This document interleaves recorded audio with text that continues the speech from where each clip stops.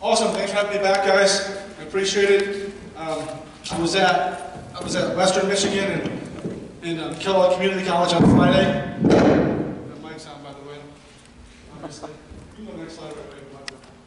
So I want to just recap on last week. Last week was 2 weeks ago was a little more motivational, a little bit more sort of pump it up. Not as many steps or processes, guys. When I speak, I love to give actionable steps.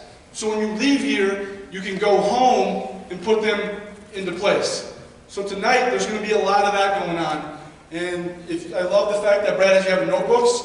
You will be able to write. I'll go slow. I'll stop if I have to. If you have any questions, please do not hesitate to ask.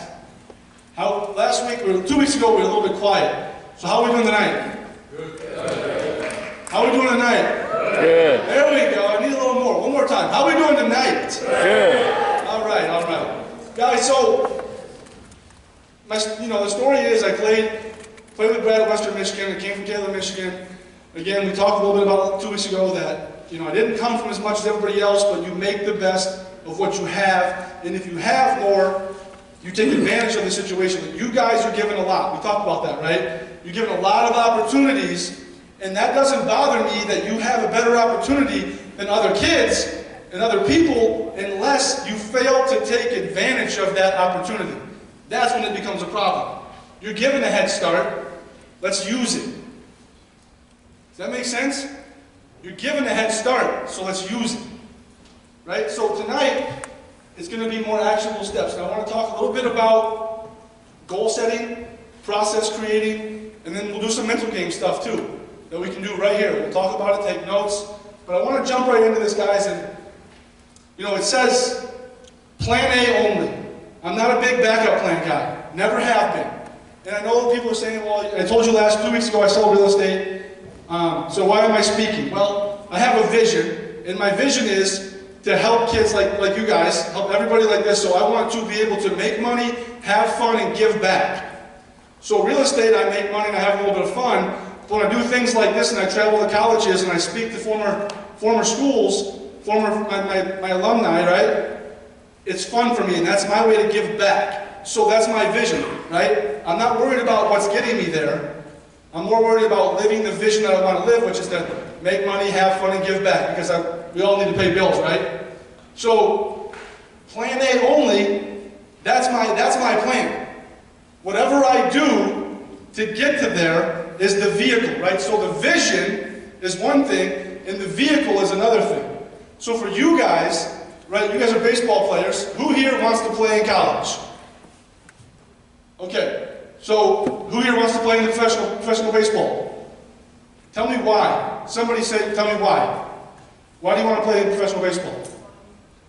To have fun. To have fun? What was that? Say it. You can say money. I heard it up there. Money? Right? So there's reasons you want to do those things, but that's a vehicle. Right? What you'll realize in life as we go through life, a lot of you, maybe 100% of you, are going to end up, like Brad and I and the rest of the coaching staff, doing something else to make a living. Right? But if you have a vision, when I was young, I wanted to play Major League Baseball. I wanted to give back to my community. I really did. I wanted to come back to Taylor, Michigan, because Steve Avery is from where I'm from. And he used to work out at the facility, and he would always tell me how crappy the facility was there. So I was like, man, I'm going to go to the big leagues. I'm going to come back to Taylor, Michigan, and I'm going to create the best Little League facility in the world. That was my goal from age 10. Right? From age 10, I wanted to help where I was at. I thought it was going to be the coolest thing in the world. That was my vision. Yeah, I wanted the money.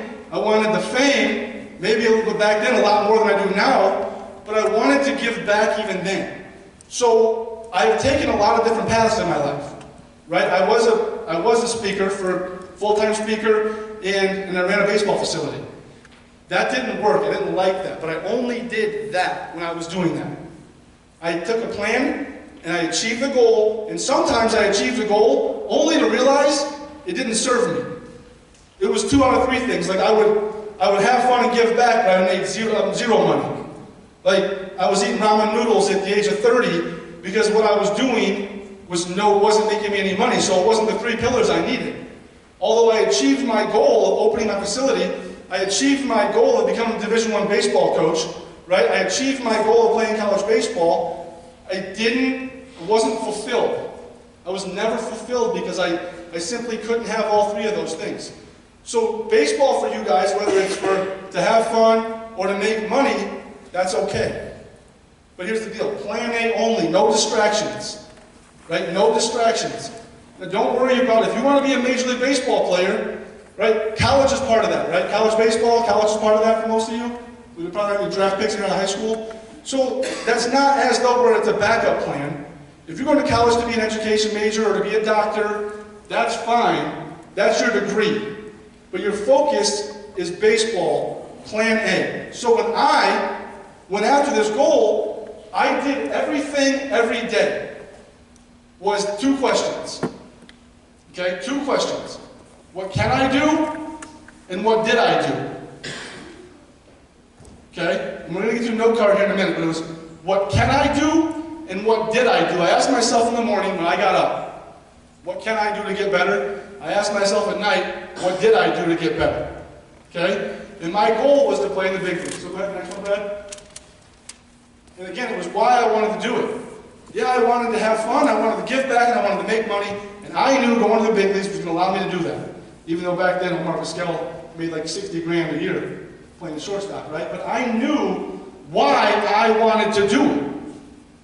There was no secret. Now some of you, I want to make sure you guys are doing it because you want to do it. My dad never wanted me to play in the big leagues. My dad wanted me to go to college and get a degree. Parents, how many of you actually give a shit if your kid plays in the big leagues? Raise your hand. You care? Like that's the deal? How many of you don't care if your kids play in the big leagues? Okay, keep your hands up while I keep going through these. How many of you just want your kid to have the best opportunity in life? Keep them up. Get them. There you go. I like that. Get them way up. How many of you want your kid to go to school and graduate college? Right? And so, how many of you will consider your son or daughter, right, successful in your eyes if that's all they do? If they graduate college, become a good person, right? Do the right things in life. All of you, remember that. Remember that this summer, when your kid goes 0 for 4, or they don't play, right? Don't get mad. Don't get mad at the coach. Don't get mad at your kid. When he gets in the car, don't go, man, was that kid throwing her or something? Because you couldn't hit him. You stunk. Right? That makes it your dream. So you guys out here, you guys, kids 9 to 18, whatever you want in life, you gotta want it. It's got to be your reason, not your parents' reasons, because they don't care. I just saw it. You're going to get grounded, I bet, if you don't do your homework, if you come home with E's. Parents, right? Come home with E's. If you go 0 for 4, they're going to love you. They're going to love you no matter what you do. But if you come home with E's and D's and C's, you're probably getting the phone taken away. You're probably going to be locked in your room. If you have a car, that's probably going away. Right? Parents, yes or no?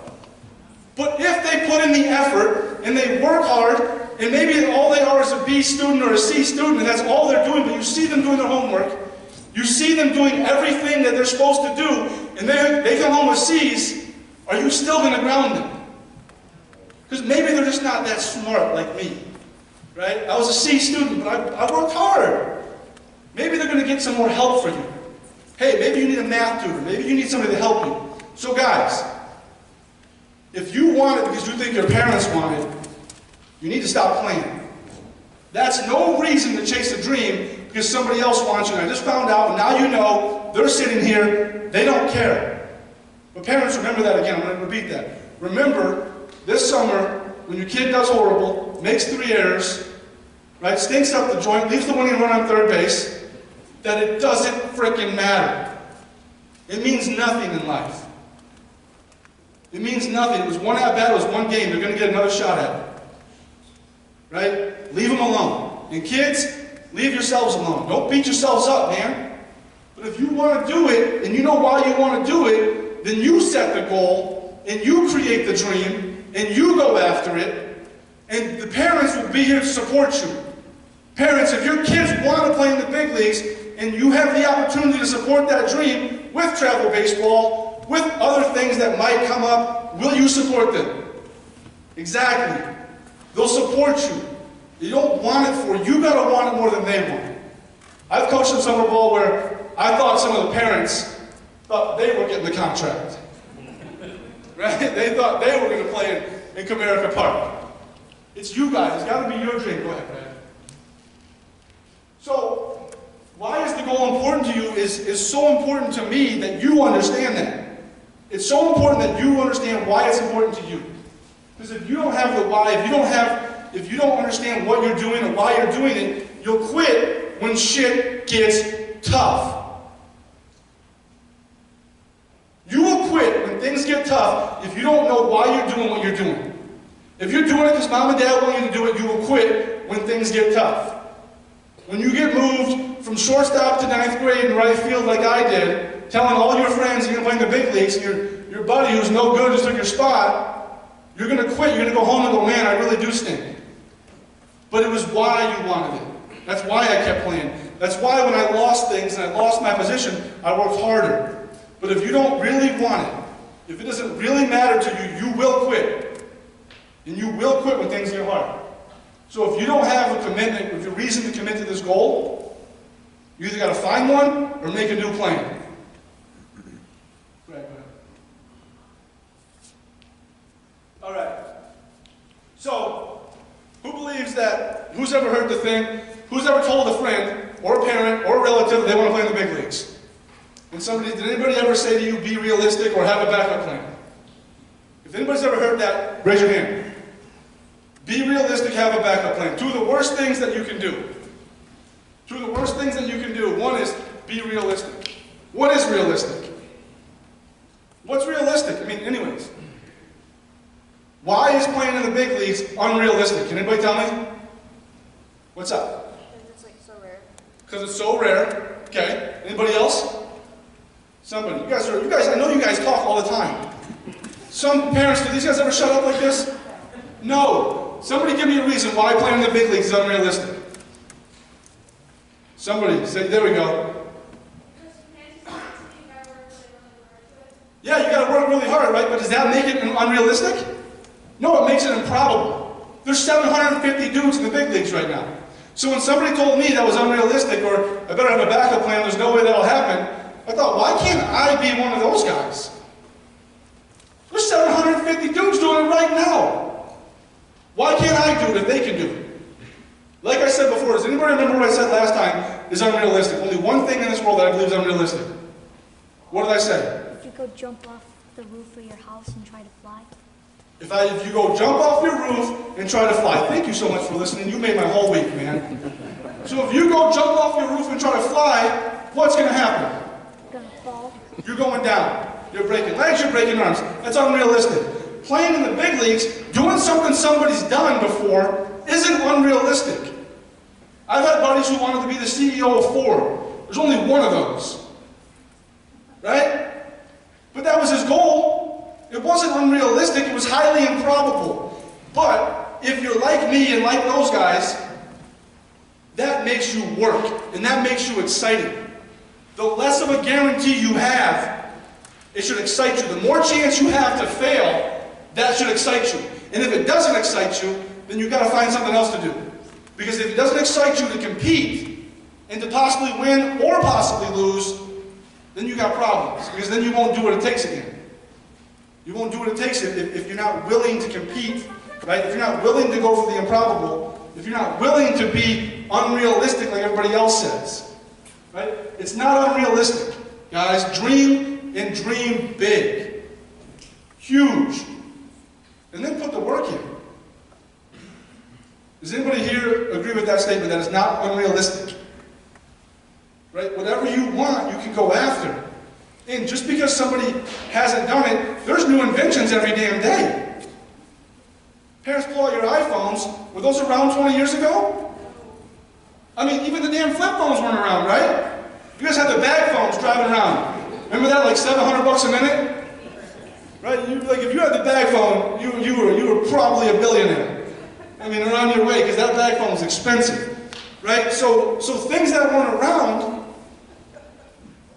back then are around now because somebody was courageous enough to go do something that somebody said wasn't realistic. Right? You're flying in planes that wasn't around a long time ago. Right? You hit a light switch and the light comes on. Ask Thomas Edison how that went for him. That was an easy process for him. Anybody know how many times he says he failed? Anybody? Anybody know how many times Thomas Edison claims to fail? Anybody? Go ahead. 3. You're a genius. How many? 10,000 times he says he failed. Are you willing to fail 10,000 times? More. More? Good. That's what it's going to take, my man. If you're willing to fail 10,000 plus times to go get what you want, you have a chance. Right, go ahead. Now's where you start writing. Bring out your notebook right now. Grab out your pen. And I want you guys to put this on a note card eventually, and I really do want this to happen. Now again, here's the deal. This is the flat out truth. Remember, if one person does this, I'm happy. If the rest of you don't do it, not my fault, not my life, it's your life.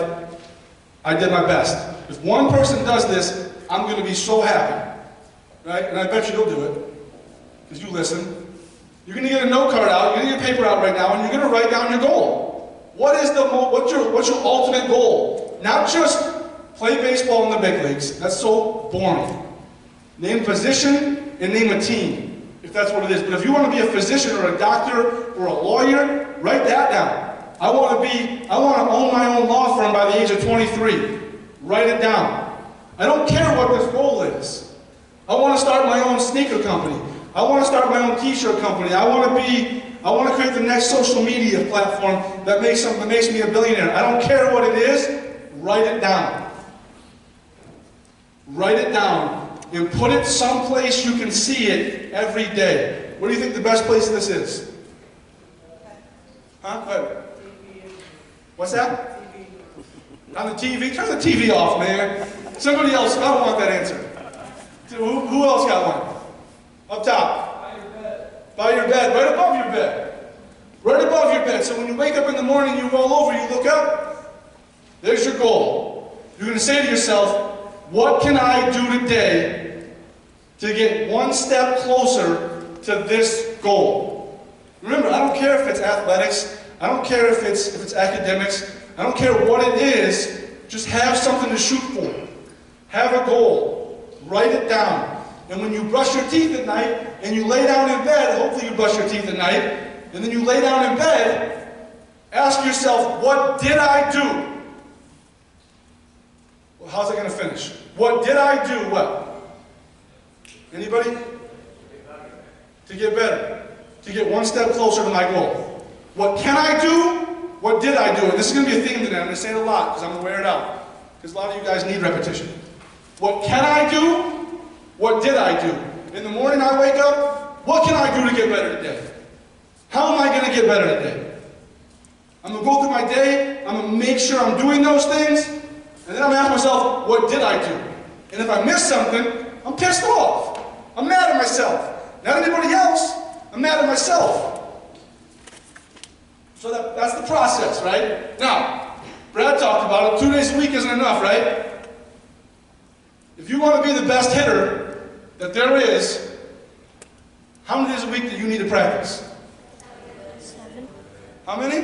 7. 7, man. And if your parents are making you practice, then quit. If your parents are making you go hit, if they're forcing you to go hit, then you should stop playing baseball, because it's not fun. If you have a goal and a dream that's that important to you, that you're sitting here telling me you want to play, you want to be one of 750 people in the world, and dad or mom has got to tell you to put the controller down, it's never going to happen for you. Hey, you need to go hit for half an hour, turn off Call of Duty. Oh man, but I got like 5 more minutes, and my buddy's on the line over here. Turn it off, go hit. But if somebody has to tell you what to do, or it's time to do it, right? Then you're never going to make it. Now, you might not know what to do yet, and that's okay. So there's a difference between being told when it's time to do it and knowing what to do. Who do you think your best resources are and knowing what to do? Man, you guys are so... Yeah, the man right here. Coach. Your coach. These guys. what to do. And if you want to be a lawyer, who do you think your best resources are? Huh? Man, say something loud. School, another lawyer I heard. Right. If you want to be a doctor, who's your best resource? Doctors. See, you're going to hang out with the people that you want to be like.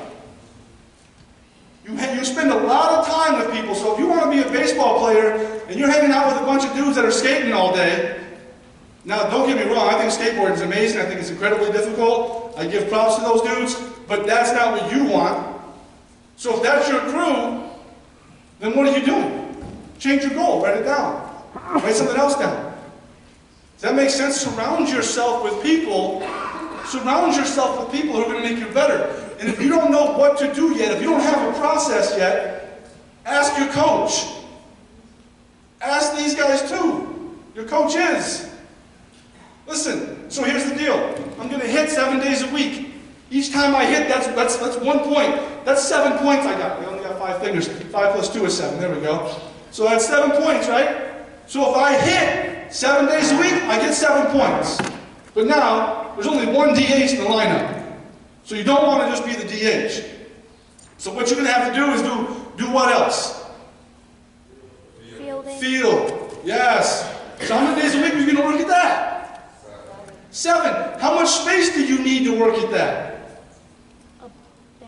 Like this much space. I can work on my footwork just right, left, get my hands down. I can just keep working on footwork all day long. I can throw a ball against the wall and work on my hands. So I'm a field 7 days a week. That's 7 more points. That's 14. Is that good math? Right, I'm doing well there? Yeah. All right. So I got 14 points. You guys see where this is going, right? Your process is going to be a grading system, but you're going to grade yourself. Now, you know, maybe you can't do something 7 days a week. I get it. Maybe you're not lucky enough to have a tee in a spot that you can hit in a garage. And you can't get to the facility every day. I understand that. But we're going to talk about other ways to get better 7 days a week. So as you're learning your process, as you're learning what it takes, you're going to give yourselves a point system. And what's the goal? If I got 40 points, if I got 40 things written down, so I have 40 points, what's my goal? Every week. 40 points. It's pretty simple, right? 100%. Anything less than 100%, when you have full control, is awful. If you have full control of something and you don't do it, that means you're lazy. That means you don't want it. Right? If you have full control of it and you don't do it, it's your fault. Nobody else's. Don't look at, Dad didn't take me to hit today. So, well, I couldn't get my 40th point. Thanks a lot, Dad. No, it's not Dad's fault. We're going to learn other ways to do it. All right, so you got your note card. It's hanging above your bed. The process is the answer. What can I do today to get closer to my dream? My process, that's written down as well, is my answer. It's already there. Isn't that genius? I mean, it's crazy how smart that is. It's so simple just to have it there. Right? And then at the end of the day, you look at that process and you say, what did I do? And you go, check mark, check mark, check mark, check mark. And if you check all the boxes, you just got better. You just got closer.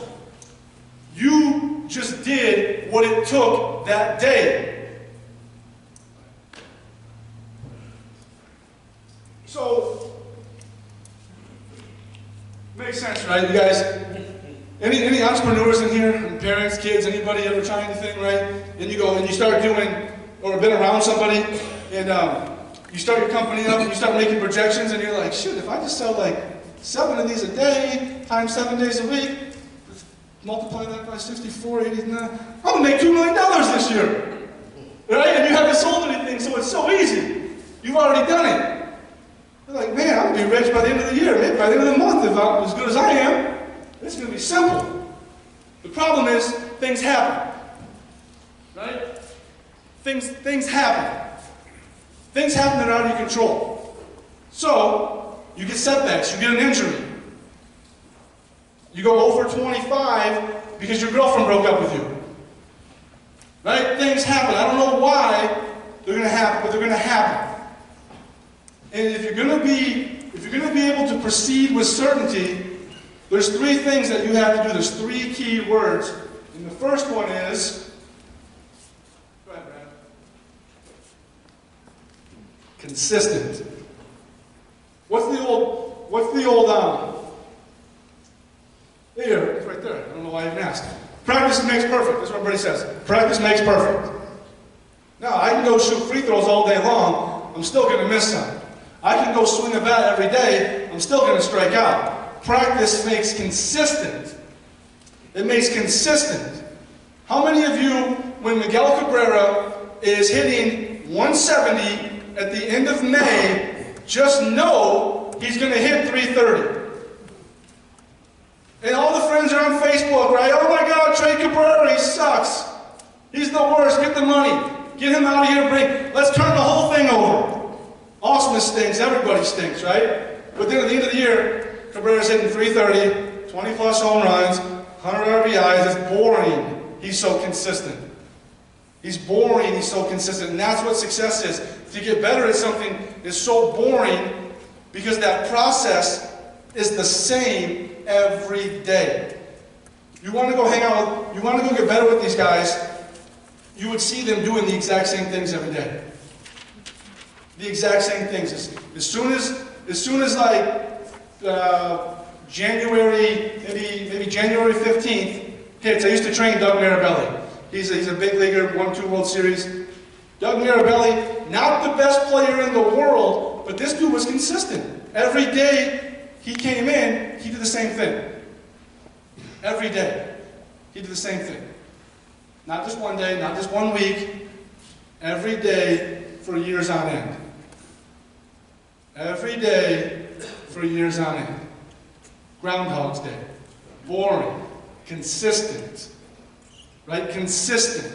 The same thing every day makes you better. If you want to get faster, are you going to bench press every day?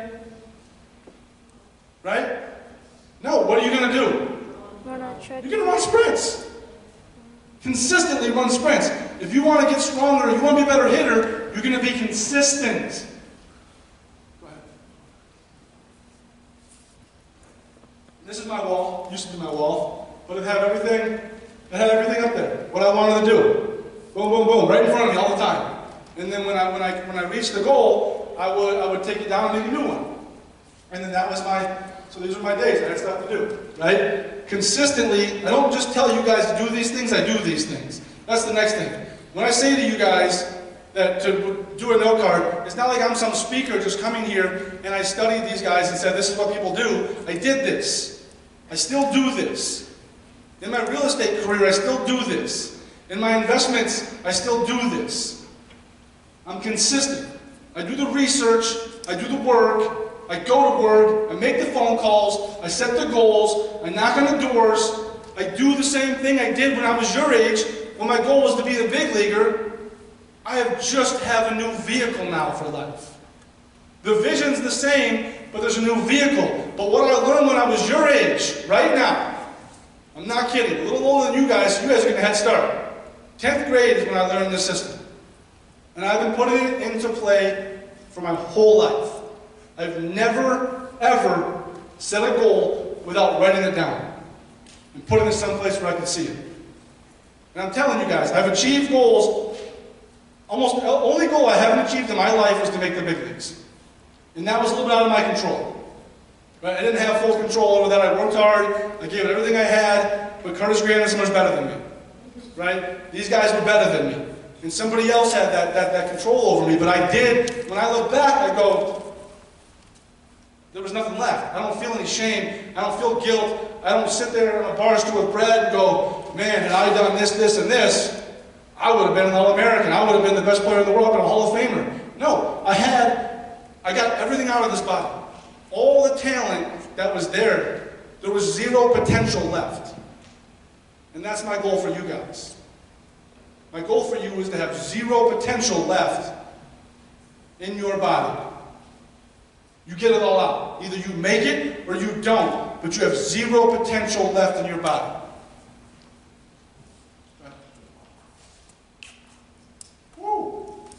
Failure. We talked about failure last time a lot. Who thought I was crazy when raise your hand if you thought I was stupid. Seriously, it's okay. Talking about failure the way I was talking about failure. Who thought I was crazy, not stupid? Who thought I was crazy? Anybody believe what I said? When I said fail a lot, fail fast, put yourself in a position to fail. Parents, let your kids fail. Right? Everybody thought that made sense to you guys? Okay, I like it. So, persistence. Now, of anything that you can be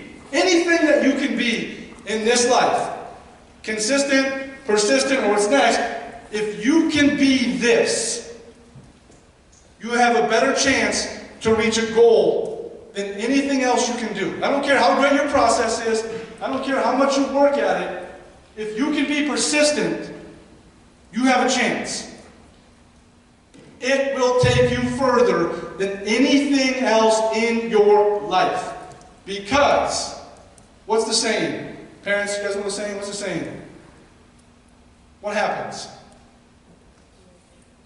Don't say it, my man. You don't say it. Daddy, what happens in life? Shit happens. Right? All the time, man. Every day. Every day it happens. Here's a story.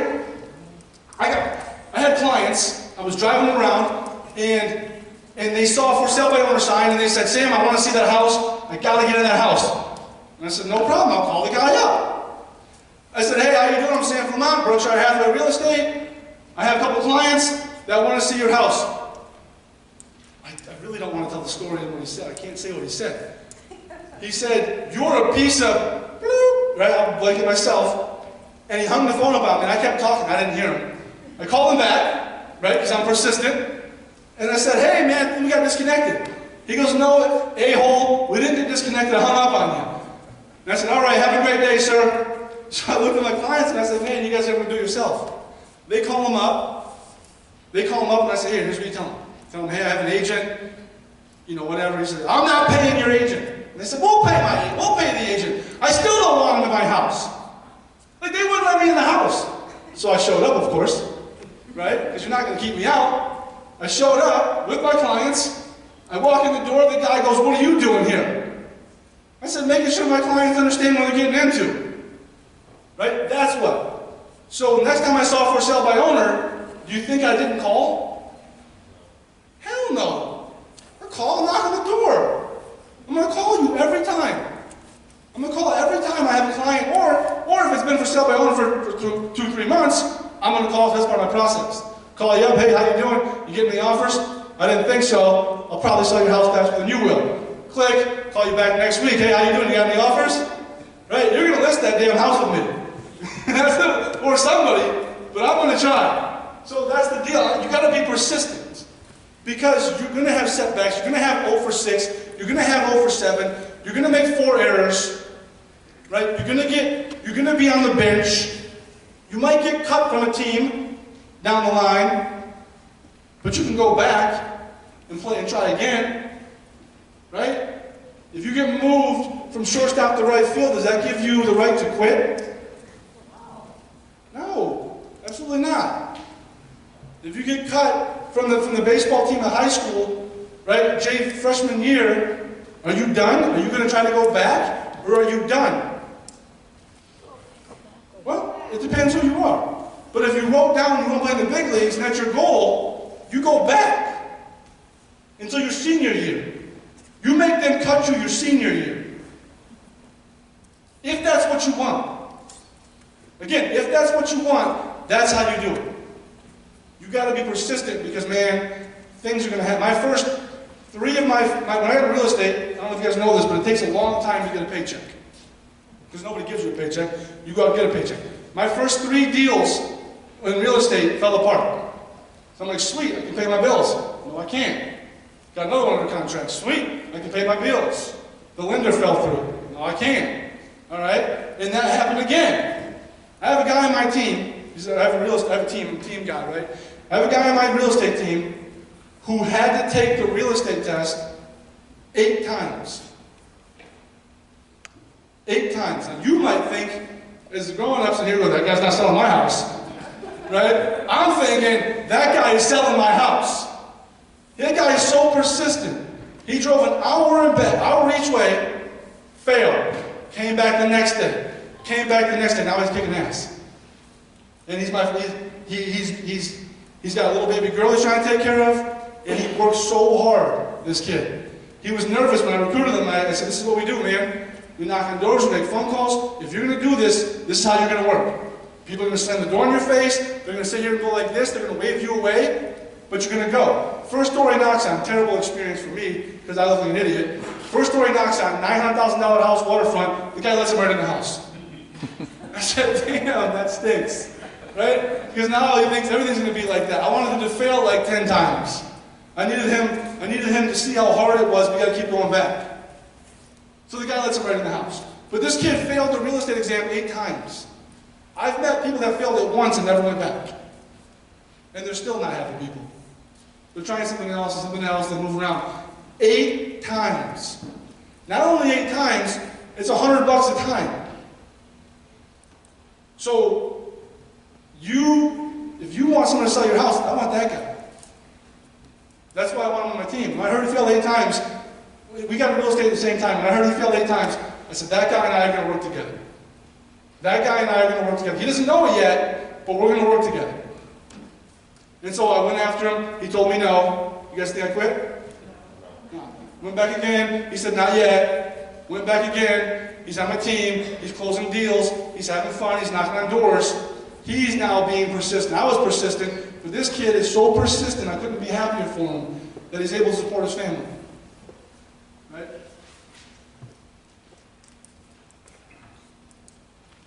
So for you young kids, this one's a hard one to understand. But for you parents, this one's easy. Right? This one's easy. Some of you guys, how many parents go, look at your son who's 9 years old, and go, shit, weren't you just 2 like last week?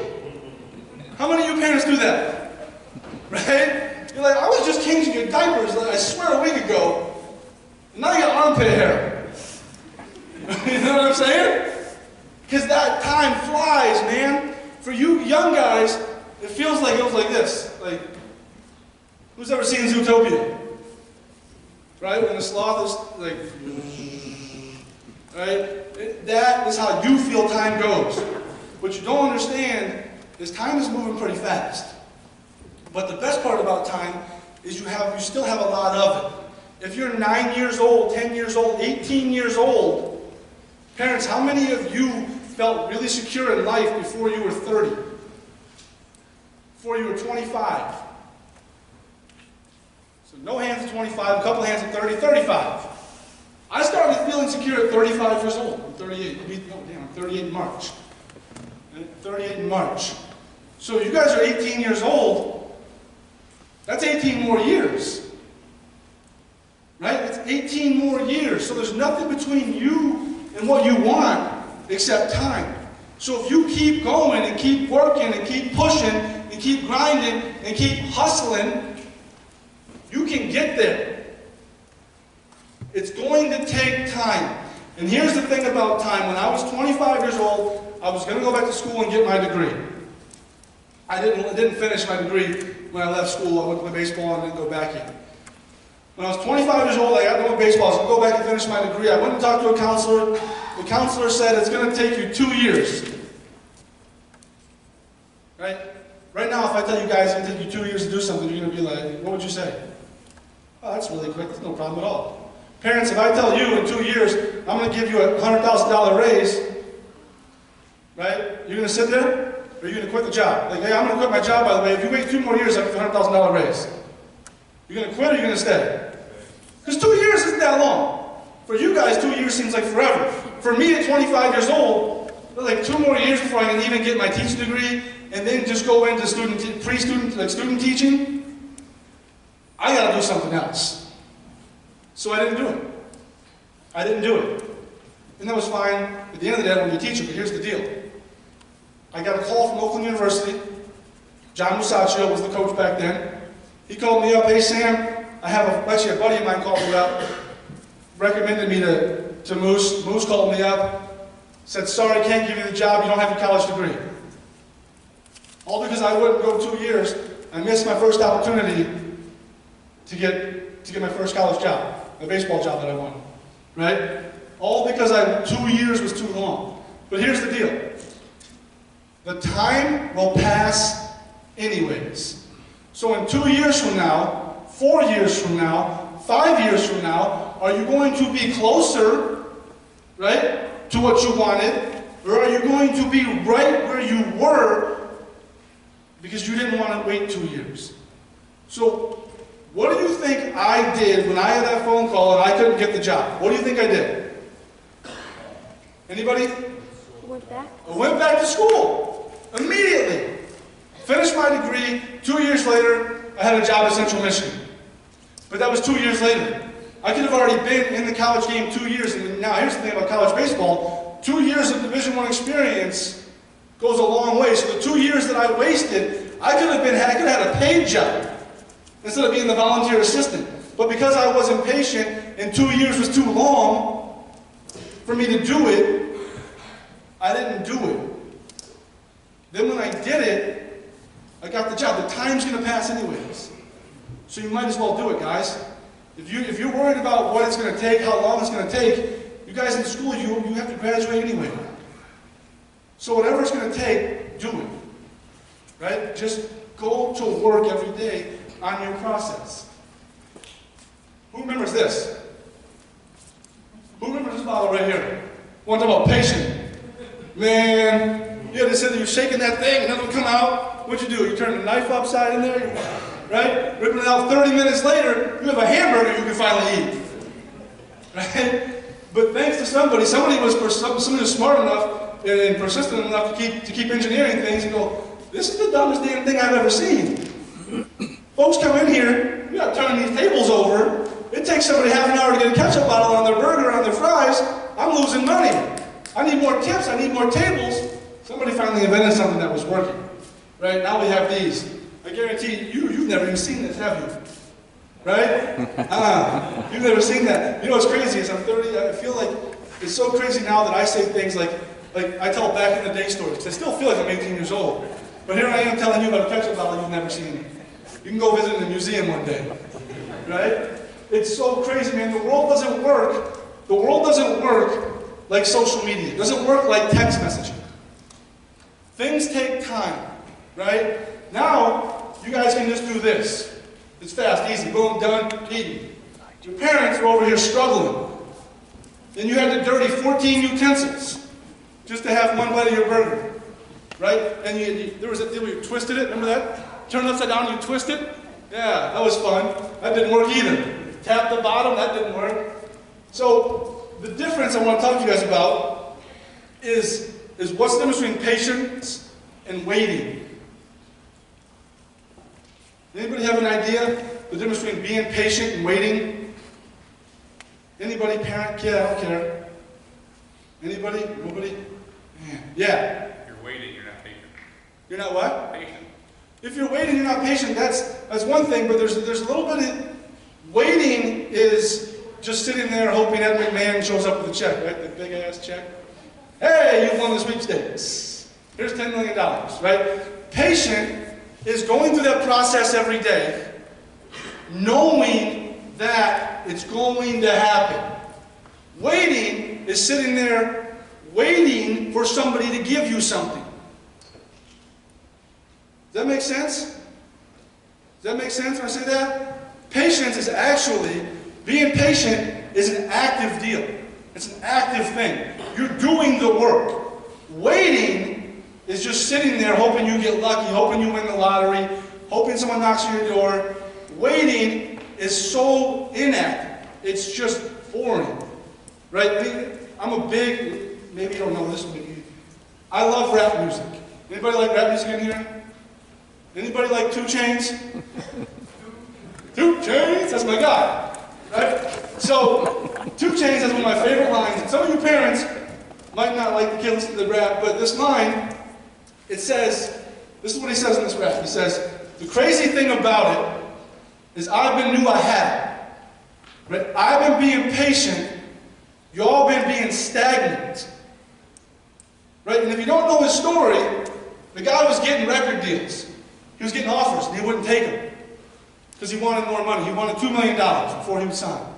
And he was getting offers, and he just kept turning them down. He kept turning them down because he knew what he was worth. He was patient. I've been being patient. You all been being stagnant. I've been working. I've been busting my butt. I've been writing songs. I've been recording mixtapes after mixtape after mixtape. You guys are just sitting there waiting for something to happen. You put a song on YouTube here and there. Right? So, patience and stagnant. Waiting is stagnant. Patience is trusting the process. Knowing that it's coming true. Knowing that what you're doing is getting you better and getting you closer.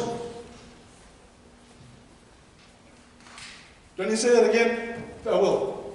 Patience is trusting the process. Trusting the process. Trusting the process. That what you're doing is getting you better. Now remember, here's the deal. We all can fail. Right? And if you write down, I'm playing in the big leagues, there's a good chance that we fail. But that energizes us. The chance to fail is exciting. Right? It's exciting. But we trust the process. Knowing that we're going to get better. And if we get better and we trust the process, we have no more what left in our body? Potential. Potential. Man, I like these guys. Yep. A students. You need to learn. All the A students are down low. What's that? Say it again? Huh? Yeah, what? I don't know. Now we're just going back and forth. Okay, never mind. We're going to move on now. So patience is trusting the process. I'm going to say it one more time. Say it with me. Trust the process. One more time. Trust the process. There we go. So to trust the process, you have to believe in it. You have to believe in the people that you're working with. Right? And these guys know what they're talking about. So you got to trust that what they're telling you, right, is good. You got to trust the process, knowing that you're getting closer and closer and closer and closer. And you're putting the work in. Why? Because the time's going to pass anyways. So in 2 years from now, 5 years from now, 6 years from now, 10 years from now, the time's going to pass. And if you hadn't put the work in, you're going to have regret. You won't know what could have been. So patience is an active thing. And it's hard, man. I know it's hard. Being persistent is hard. Being patient is hard. It is way hard. Especially in this day and age. We want it now, and everything's accessible right now, and it's super easy to get.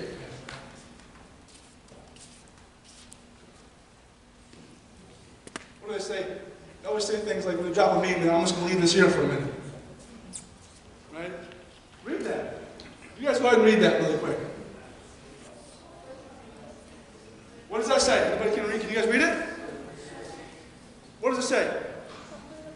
Suffer pain, discipline, or suffer pain of regret. Yeah, both of you guys got it right. Anybody know what that means? What's the pain of discipline? Doing it every day. Every damn day. It sucks. It's boring. It is repetitive. It's hard. It's tiresome. The pain of discipline is there's two pains, right? Discipline and regret. The pain of regret, I know a lot of guys that have it. I know a lot of guys who look back and go, if I would have done this. Who knows those guys? Parents? Right? If coach would have put me in, I would have been All-State. Right? Nah, coach didn't put you in because you didn't do a damn thing. You didn't work. You didn't lift, you didn't run, you didn't hit, you didn't throw. That's why you didn't get in, because you didn't suffer the pain of discipline. You were too busy doing other things that weren't matching up to the goal you wrote down. Remember, you guys wrote that down. Nobody wrote that down for you. In your process, you're going to help, these guys are going to help you create it, and you're going to create it as well. You can ask people, you can ask other people and go, hey, maybe they have other ideas for you. It's okay to get, will you get mad if a kid comes with another idea to you? Says, Brad, this is something that Coach Brad, I learned this from this guy over here. And Brad goes, man, that's really cool. He's not going to say, well, that guy's an idiot, unless the guy is an idiot. Right? But I work with Brad. I've worked with Brad a lot, and I know he's open to new ideas. So you have your process. You wrote your goal down. You have your process. Now you have to do this. You have to suffer the pain of discipline. Because guys, I do not want you in 20 years from now, 30 years from now, sitting amongst your friends, telling stories of what could have been.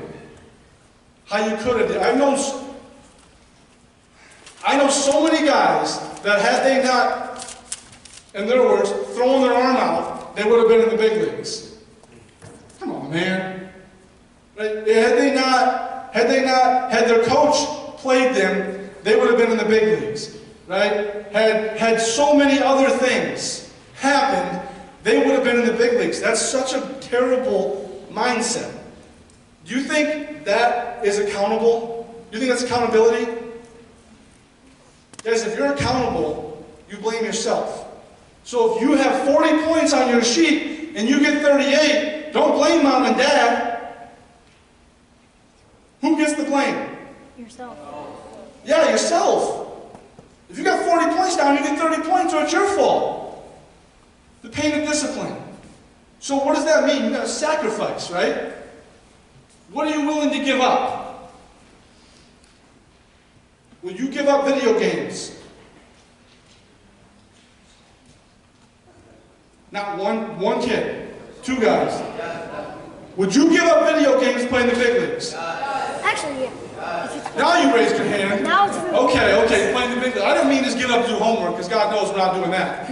Right? We're doing video games and then we'll do homework, right? Yeah, exactly. No, that's a lie. Don't do that. Okay? So what will you give up? Will you give up time with friends? Yeah. Yes. Right? What are you willing to sacrifice to do the things that it takes to reach the goal that you wrote down? You wrote down. What are you willing to give up? I gave up everything, man. I was one of the least popular dudes in high school because I never hung out. Right? I was never worried about a popularity contest, and this is what's hard for you guys. Because we gotta be cool. Because we gotta be fit in. We gotta be liked. Right? We don't want to stand out. We don't want to be in the corner eating lunch by ourselves. I understand it, and I get that it's a struggle, trust me. I'm not saying it's not a real thing. I'm not saying it's not a real emotion. Who likes to be embarrassed? Yeah, it's no fun, right? It's no fun. Who likes to eat lunch by themselves in the cafeteria? My man up there, I like you. I need some time alone too sometimes. I understand. So the point is, guys, it's not, if you're worried about a popularity contest, if you're worried about things that don't matter, that don't get you close to that goal, you're going to struggle. You're going to struggle. You might have to lose some friends. And what you'll realize is some of the friends that you have right now are holding you back. See, growing up, we had the hood mentality. My brother had the hood mentality. We all did. He did, especially. He would never let anybody, he wanted to bring everybody up. So he had a crew, and he ran with it. They did a lot of bad things. A lot of bad things. What I learned from that was it wasn't always him. He was susceptible. He was an idiot. He was dumb. He made bad decisions because the people around him, right, were actually the ones in charge. And he thought he was in charge. He thought because he was the baddest dude, and he was the one that was doing the bad things and hurting people, he thought he was in charge. But it was the people over here that were telling him to do it. And then he would just do it. And then he went to prison for 20 years. Right? Because of the crew he ran with. Yeah, he made the decision. It's his fault. It's his fault 100%.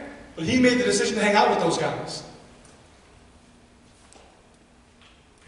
Guys, I'm telling you right now, man, the people you choose to be around are going to determine your success as much as the work you put in. Who believes that? Yeah, there we go. There we go. The people, I'm going to say it again, the people you choose to be around are going to determine your success as much as the work that you put in. That's a weird thought. That's a crazy thought. And I know, right, you're thinking, well, now I'm giving my power away and my accountability. No, you're not. You have the power to choose. Are you strong enough to tell somebody, sorry, we can't be friends anymore because you're doing the things that are never going to get me anywhere? I really don't want to have any hands raised here, but just hear me out, because I don't want to get anybody in trouble. How many of you go to parties where there's drinking? Don't raise your hand, because I don't want your parents to get mad at you and me. Right? Don't raise your hand. How many of you go there because you think you have to be there because your friends are there and you don't want to be left out? See, that's on you. Not them. That's a weakness on you. And this is something, I don't know why I learned this at my young age, but I just didn't care who liked me. Like I said last week, 2 weeks ago, if you guys leave here, right, I don't care if you leave here to tell everybody that I was the worst speaker you ever heard.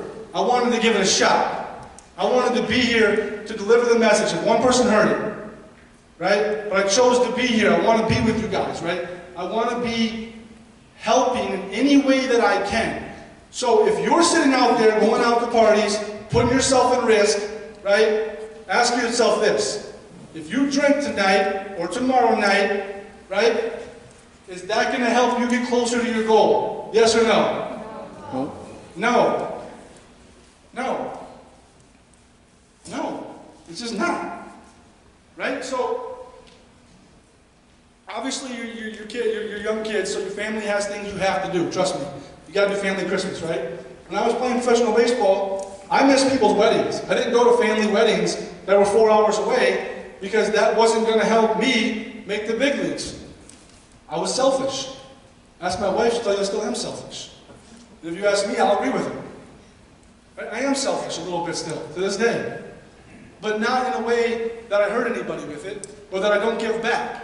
Because I'm here right now. Right? But you got to be selfish for your dreams. You got to be selfish for your dreams. You have to be. If they're so important. Something to work for, something to wake up for, a purpose is so important that you got to be selfish for it. Every single baseball season that I had, my girlfriend broke up with me. Because you know what she said? Ladies, what did she say? You ain't got no time for me. I said, I ain't got no time for that. I ain't trying to hear all that. I'm not number one. You're right. You're not. You might be number 4. I got baseball, I got the weight room, I got food, and then I got you. Right? And so I was single. And I was fine with that. Because I was selfish for my dreams. I was selfish for my goals. But I knew that if I wasn't that way, I had 0 chance. Now, I don't want you guys to be loners. Okay? I don't want you guys to be outcast. I don't want you to have 0 friends. But what I want for you to do is to make good choices that set you up for success to get you to where you want to be. How many of you think that there's a friend or 2 friends or maybe 3 friends that you hang out with that could hinder your ability? Already. You don't even know what I'm about to say. That could hinder your ability to get what you want out of life. Here's the key. This is the key. You might not be able to tell them you can't be friends anymore. But here's the key.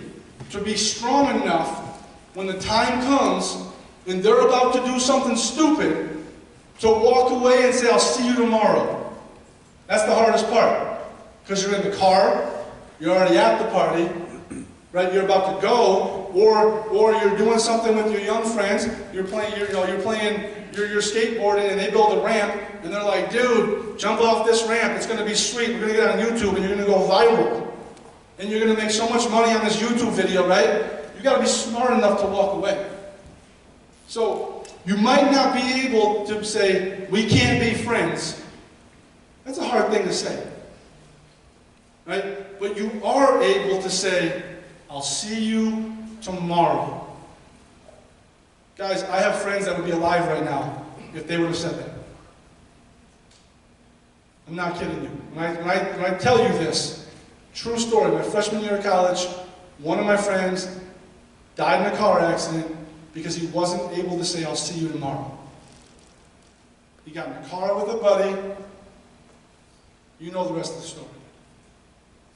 Because he couldn't say, I'll see you tomorrow, or give me the keys, or whatever he needed to say. He made one bad choice maybe in his whole life.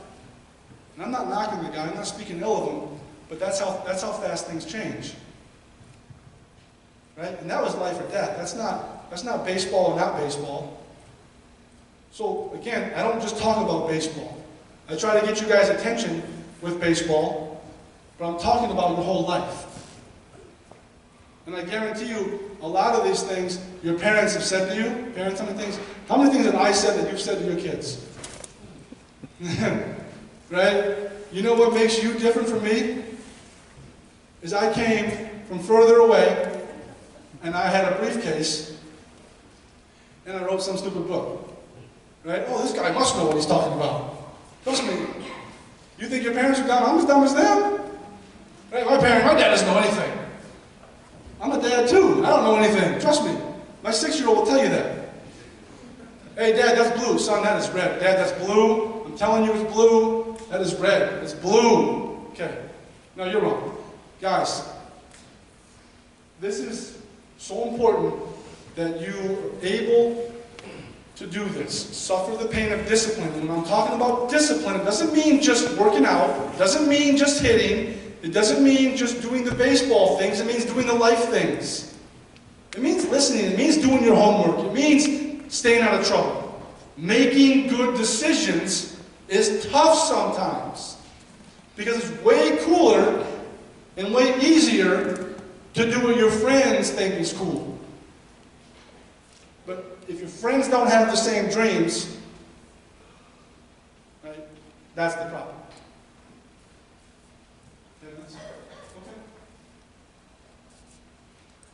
Anybody ever do this? Oh, nice. Up there? Okay. Visualization. Do you know that the mind doesn't know the body's not doing it? We talked about that last week? 2 weeks ago? The mind doesn't know the body's not doing it. Okay? What does that mean, right? I went to bed every night dreaming of doing what? What was I doing when I went to bed at night? Huh? 2 hours full count base load. Where was I? World Series. What game was it? There you go, right? So you guys did listen. I appreciate that. How many of you guys, parents included, guys, ladies and gentlemen both, have ever been in an argument with a friend? Okay? And then you leave the argument and you get in your car. And you get in your car and you go, well, what do you do? What do you do when you get in your car? Huh? You continue the damn argument, right? And you're like, man, next time I see that person, I'm saying this, and that. I'm going to let them know what's really good. I'm going to tell them what's happening. And I'm going to say this, and I'm going to say that, and I'm going to say this. And girl, you ain't ever doing that again, right?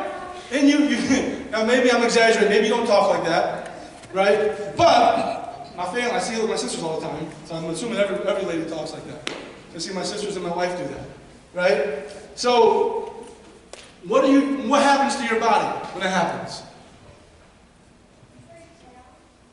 Yeah, it does break down, for sure. You're heading through a mental breakdown. But what happens to your heart rate? Speeds up. Huh? Yeah, it increases. Why does it increase? Because you're arguing with your steering wheel. But you're really arguing with your friend because your mind doesn't know the body's not doing it. Happens to us all the time. Happened to me the other day. I'm dead serious. And I know better. I practiced this stuff. And I was told something I didn't like. I said something that I probably shouldn't have said. Then I finally walked away because I finally learned. And then I went home and I worked out. And during my workout, it was good for me at this point in time because I'm getting pumped up. I'm benching more weight, right? I'm squatting more weight. I'm all excited. My heart rate's increasing because I'm arguing with somebody in my head. That's unintentional, right? You're not doing anything to help yourself. So imagine if you take the power of that and you put it, focused attention onto something. So, when it's snowing outside and you don't have a tee, and you can't get to the facility because dad and mom's working, right? And you can't get your swings in that day, can you get your swings in that day? Yes. How? Are you going to? Are you going to do it is the question. I can't answer it. And you can say anything you want right now, but I don't care what you say right now. When I check back in 2 years or next year, whenever it is going to be, then I care what you did. Right? So visualization is one of the most important things that we can do, because how much space do you need to visualize? None. Enough space to fit your... This much space. I can visualize right here. But I can get better. I can be a better hitter. I can be a better pitcher. I can be a better competitor. I can be a better husband. I can be a better father through visualization. Go ahead. One more. And one more. Apparently I really like visualization. But Brad told me I have like 6 minutes left, so I gotta hurry up. Okay. This one you guys are going to fight me on. But this one you guys cannot fight me on. If you're going to do anything that I've asked you to do it all. Right? Do everything that I asked you to do tonight, but definitely do this one. How many times do you do something? We talked about it before. You do it, you mess it up, and what do you say to yourself? What do you say? I can't do it. I can't do it. What else do you say? You miss a ground ball, what do you say to yourself? Huh? What's that? Quit. I quit. Okay. So you say a bunch of things to you. What do you got? That's a good one. I like that one. I'll try it next time. But we say things to ourselves like, I'm stupid. Right? Oh, I can't believe how dumb I was to do that. And you don't realize, you really don't realize how much those words affect you. Guys, what if you could tape record the voice in your head, parents too, right? If you could tape record the voice in your head and it could be played back to you, you would not tolerate what you say to yourself if somebody else said it. You wouldn't tolerate it. Right? We do not treat ourselves and talk to ourselves the way that we want other people to talk to us. And that affects us more than their words. Our words and what we say to ourselves and about ourselves is going to affect us more than anything anybody else says, because if somebody else says it, we can just tell them to shut up. But what we don't do is teach ourselves to shut up, or recognize that and replace that. Okay? So what we're going to do is when we say, I'm stupid, or, man, I can't hit with 2 strikes. Who here in this room has ever had a 2-strike hit?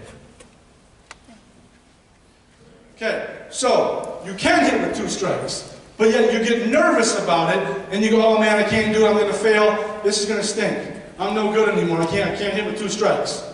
Right? Or the bases are loaded and you're a pitcher, and instead of worried about getting the 1 out, you worry about what? The bases loaded and giving up all 3 of those runs, instead of just saying, all I have to do is throw the next pitch. Execute the next pitch. If I execute the next pitch, who knows what happens, good or bad, but if I do my job, that's all I can do. But you freak out, oh, I can't do it, I'm scared, oh my God, I'm not going to make it, it's not going to work out for me. You talk yourself right into doing it. You talk yourself right into failure. We talk ourselves into failure. We talk ourselves into the fact that we're ugly and we're fat, our butt's too big, right? We talk ourselves into these things. We're no good at baseball. We can't do this. We're stupid. So guys, what I want you to do is, this is really important, so if I go over a minute, I'm sorry. I want you to write down 3 things. Write it down. You can write just this part down. I can write 3 things down if you don't want to. Write down 3. Only 3 things that you're good at. Just 3. And I don't care what it is. I don't care if it's, you know, whatever it is. I'm good at the way I wear my hat. I look good when I wear this hat. Right? I don't care what it is. 3 things you're good at. Right? And then, guys, I want you to write down, and parents, don't be afraid to jump in on this. This is going to be the tougher one.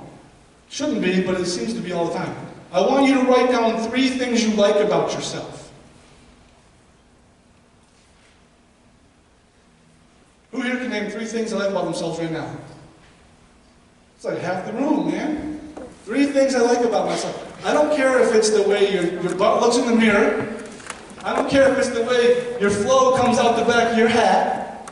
Right? I don't care if it's how fast you are running a mile. I don't care if it's how good you are at hitting, how fast you are at eating. 3 things that you like about yourself. It's so important.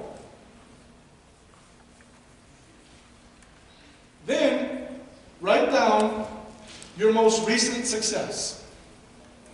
And again, I don't care what it is. I don't care if it's you just lost 10 pounds, you fit in your jeans. I don't care if you did a game-winning home run. I want you guys now, once a week, to add 1 thing to each of these. So we're starting with 3, and then I'm lowering the bar, and you only got to find 1 thing every week that you like about yourself, that you're good at, and a recent success. And if you can go a whole week without a success, we're in trouble. We're in a lot of trouble. You want to know what the most successful thing I do every day is? Get out of bed. Get out of bed without hitting the snooze button. Right? What do we say? We say we set the alarm for 6:30 because we really want to get up when? 7. Right? So set the alarm for a 7 and just get up. That's success. You want to be successful, start the day with success. The goal is to wake up at 7 o'clock or 6:30. Don't set it for 6:25 and hit it once and wake up. Set it for 6:30, boom, get up. I just won. That's momentum. Right? I just won. Now I'm awake. Now the next thing on my process is give thanks, send love, and drink water. Really easy to do. I give thanks for what I have. I give thanks for what I don't have. I give thanks for the problems in my life. I give thanks to all the things, good and bad. Because they make me who I am. They make me exactly what I am today. And they give me an opportunity to get better. And then I send love to somebody. And usually, it's somebody who's mad at me or who did me wrong. Because I know they need it. So I send them some love. Because I know they need it. They're angry. They're upset for some reason. And I hope that I can throw it out to the universe and it comes back to them and makes them feel better. Okay? One more slide, Brad. I think. Yes.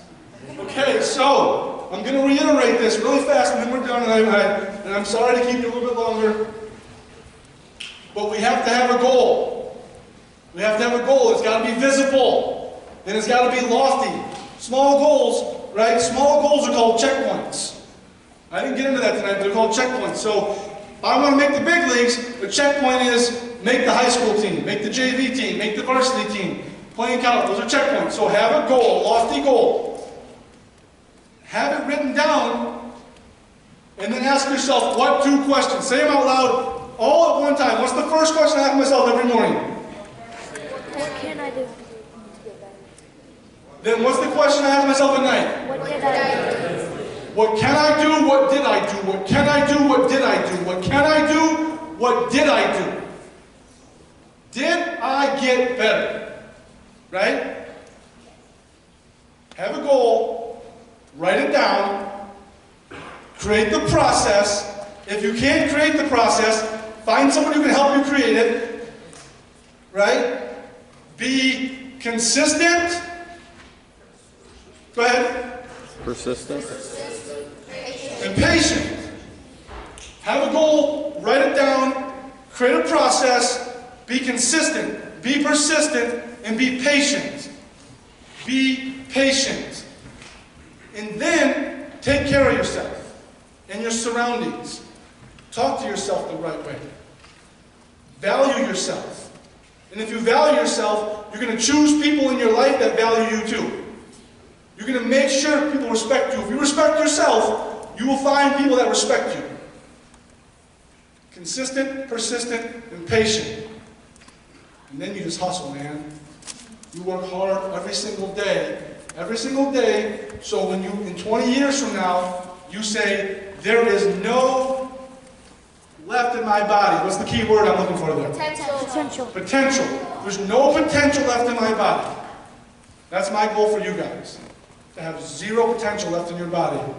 Whether you make it or not, I don't care. Because if you have zero potential left in your body, guess what you are? Successful. You're successful. And guess what you'll be when you go on to your next thing? If baseball doesn't work out for you guys, but you went so hard that you have no potential left in your body, you are going to be successful in something. Because you're not afraid to work, you're not afraid to fail. See, it isn't about making the big leagues. Write that goal down, but that's not what it's about. It's about putting in the work to eliminate all potential. Use it all. And if you come up short, damn it, find something else you're good at and go hard at that. Plan A only. You got one plan, you go get it. If you fail, you just create another plan. And you will get that. Goals, process, consistent, persistent, patient. Work so hard, there's no potential left in your body. Surround yourself with people, right, that want to be better. Okay? Surround yourself with people that want to be great. Talk to yourself and value yourself the way you want to be talked to. And then go get your dreams, man. Go get your dreams. Thank you guys very much.